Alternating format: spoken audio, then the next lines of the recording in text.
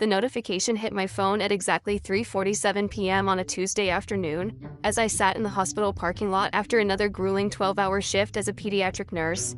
My mother's message in our family group chat was devastatingly casual, almost cheerful in its cruelty. This Christmas, we're hosting your sister Lauren's fiancé David and his family from Connecticut. We won't have room for you and Emma at the dinner table. My 7-year-old daughter Emma, brilliant and autistic, had apparently become disposable for the sake of impressing some strangers from the wealthy suburbs of Fairfield County. Then came Lauren's follow-up message that made my blood boil. But we still want you to cook dinner like always. Dad chimed in with his trademark selfishness. And don't make us feel bad about it. I still want my expensive Christmas gift. I stared at those words, sitting in my car while other families walked by, holding hands and laughing together, and realized that after 32 years, I was finally done being the family's unpaid servant.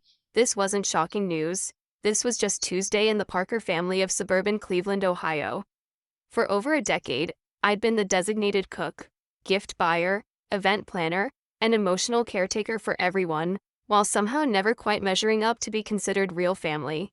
When Lauren graduated from Case Western Law School, who planned her celebration party for 50 people? Me? When Dad needed his gallbladder surgery last spring, who took unpaid time off work to drive him to Cleveland Clinic appointments? Me. When Mom wanted to impress her book club with homemade appetizers every month, who catered those meetings for free? You already know the answer. But somehow, despite all my contributions, I was never quite family enough to actually sit at the table when it mattered. I glanced at Emma's booster seat in my rearview mirror, still decorated with her favorite rainbow unicorn stickers. She'd been counting down to Christmas since Halloween, making elaborate lists of sugar cookies we'd baked together, and asking if we could put extra lights on our house this year. How was I supposed to explain to my brilliant little girl that Grandma didn't think she belonged at the family table? The thing about Emma that my family never understood is that she experiences the world with an intensity and clarity that most adults have forgotten how to access. She can recite every species of dinosaur from the Mesozoic era, solve math problems that impress her second-grade teachers, and notice details about people's emotions that escape everyone else.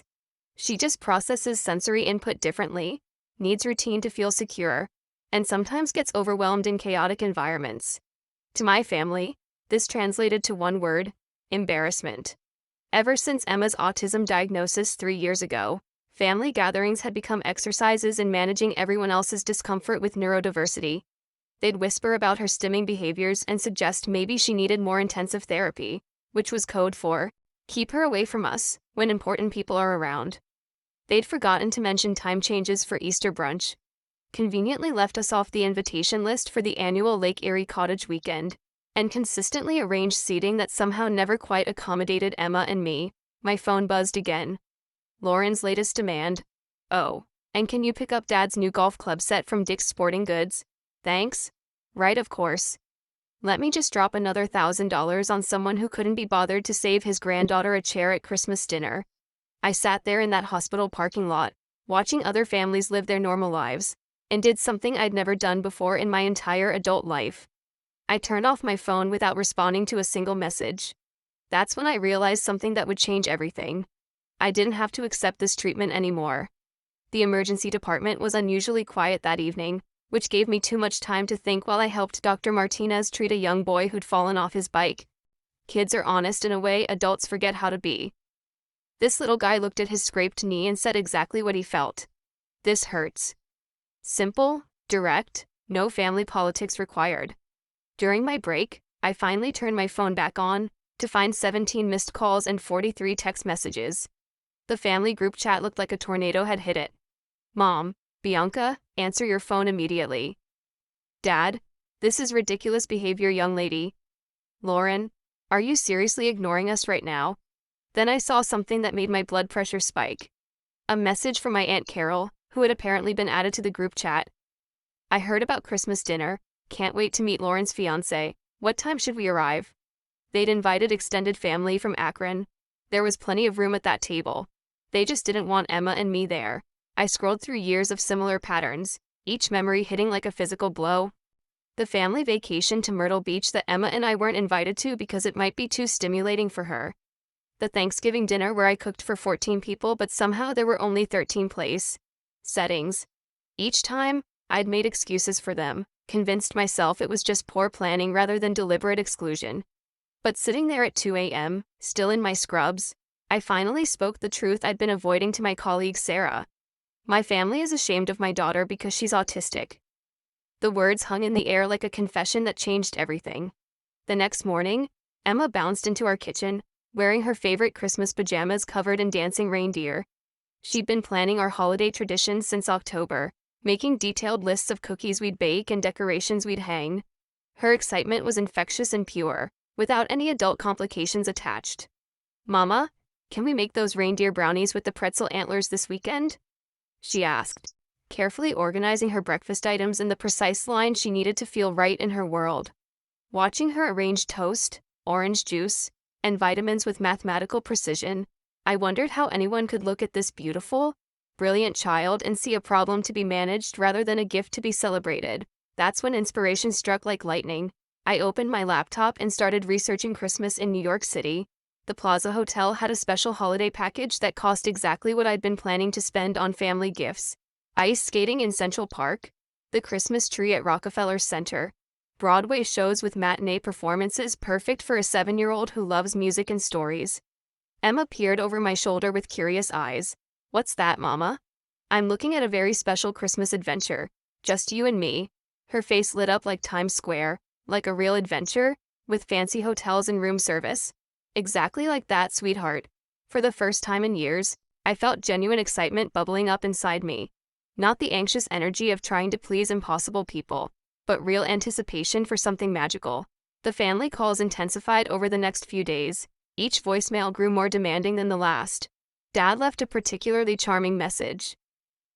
"Bianca Marie Parker, you call me back this instant. This childish behavior needs to stop. We have a dinner to plan." Right? We?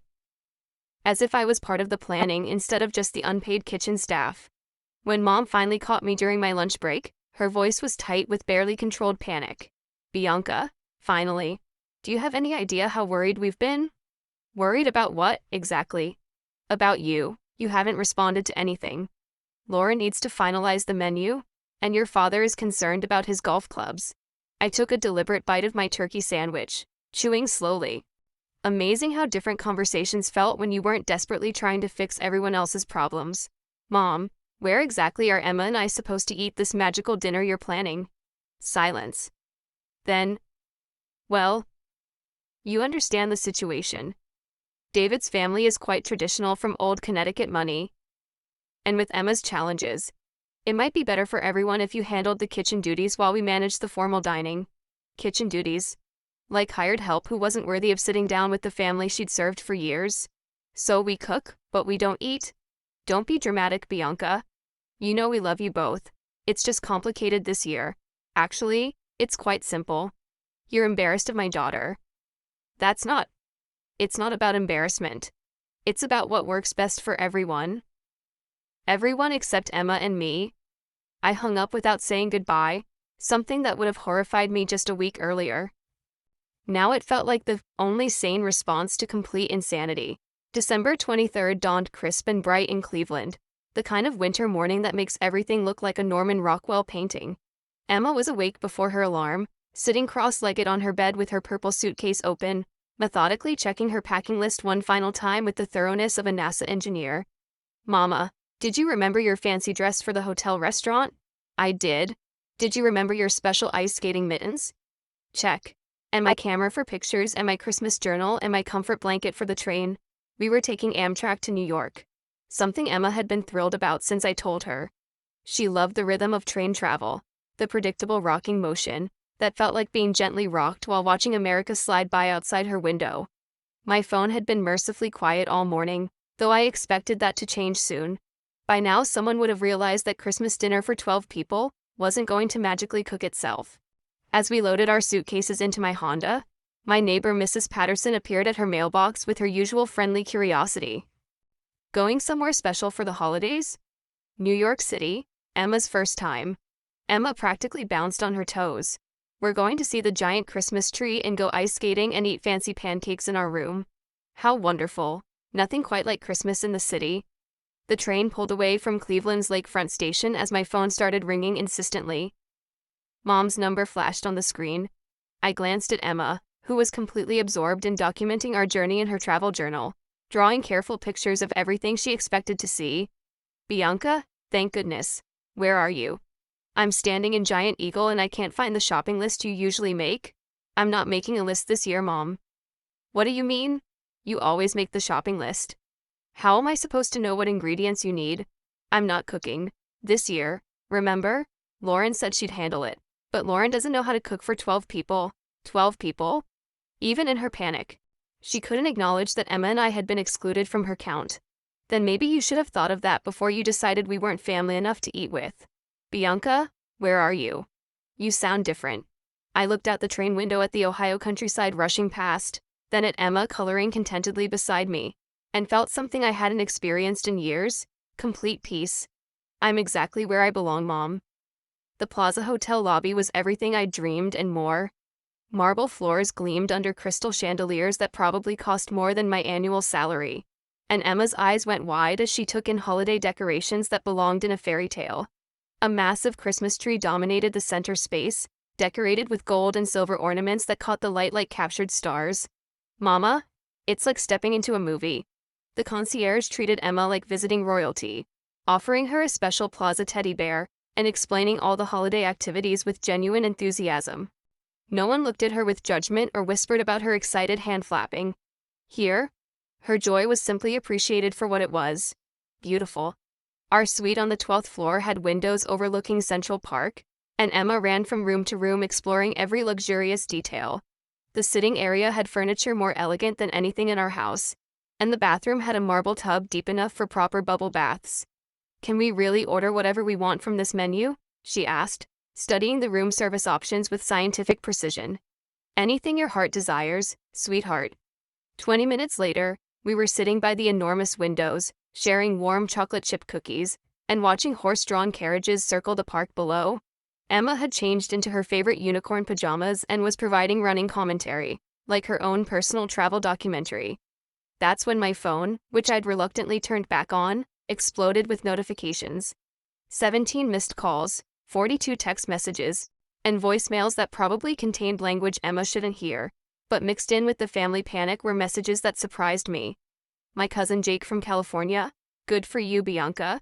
About time someone stood up to them. My Aunt Martha from Pittsburgh, honey, I heard about Christmas. I'm proud of you for choosing yourself and Emma. Apparently, word had spread beyond our immediate family, and not everyone was horrified by my rebellion. Emma looked up from her cookie. Are they very angry at us? They're surprised. They're not used to people saying no to them. Will they figure out how to make dinner without us?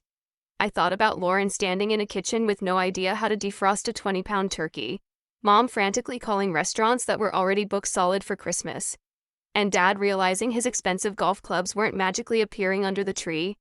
They'll learn. Sometimes people need to solve their own problems. Christmas Eve brought perfect ice skating weather.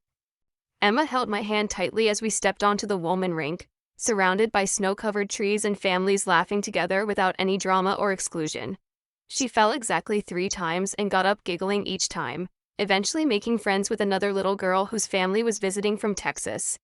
Watching Emma glide across the ice with pure joy, I realized this was what childhood was supposed to look like: unguarded, free from the anxiety of trying to be perfect for people who would never be satisfied. That evening, as we shared chocolate souffle in the Plaza's elegant dining room, my phone rang one final time. Lauren's voice was smaller than I'd ever heard it, stripped of all her courtroom authority. Bianca, I need to tell you something. We tried to cook dinner ourselves today. How did that go? It was a complete disaster. The turkey was raw inside and burned outside. Mom had a complete meltdown.